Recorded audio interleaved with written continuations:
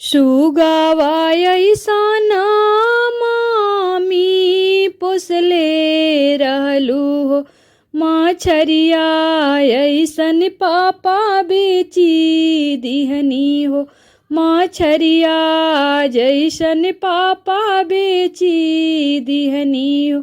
शुगावा ऐसन चाची पोसले रहलू हो, मछरिया ऐसन चाचा बेची दिहनी हो, मछलिया जैसन चाचा बेची दिहनी हो।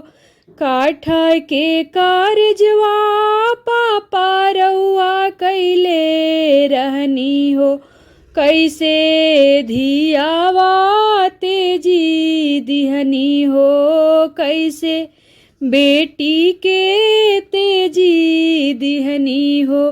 काठ के कारजवा चाचा रउआ रखले रहनी हो, कैसे धियावा तेजी दिहनी हो, कैसे धियावा तेजी दिहनी हो। जब बेटी देखाली पापा के ओरिया हो, पापा मुहावा फेरी दिहनी हो, पापा मुहावा फेरी दिहनी हो, पापा मुहावा फेरी दिहनी हो। जब बेटी देखा ली चाचा के ओरिया हो, चाचा मुहावा फेरी दिहनी हो, चाचा मुहावा फेरी दिहनी हो। अब का देखेलू बेटी हमरा ओरिया हो, घरवा दुआरवा बेचवाई दिहलू हो, घरवा दुआरवा बेचवाई देहलू हो। अब का देखेलू दीदी हमरा ओरिया हो, खेतवा दुआरा बेचवाई देहलू हो, खेतवा बरिया बेचवाई दिहलू हो। एताना बचना जब सुनेली दुलारी बेटी हो, ढर ढर नैना बहे हो, ढर ढर नैना बहे हो।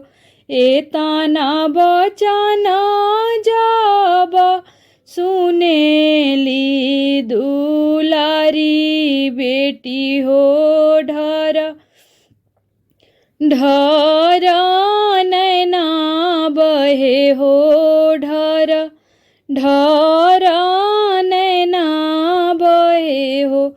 ऐसन बोलिया पापा जी नहीं बोली है, धियवा घर के लक्ष्मी होली है, धियवा घर के लक्ष्मी होली है। ऐसन बोलिया चाचा जी जानी बोली है, धियवा घर के लक्ष्मी होली है, धियवा घर के लक्ष्मी होली है। ऐसन बोलिया भैया रौरा जानी बोली है, बहिनी घर के लक्ष्मी हावी है, बहिनी राउर घर के लक्ष्मी हावी है, बहिनी राउर लक्ष्मी हाई है।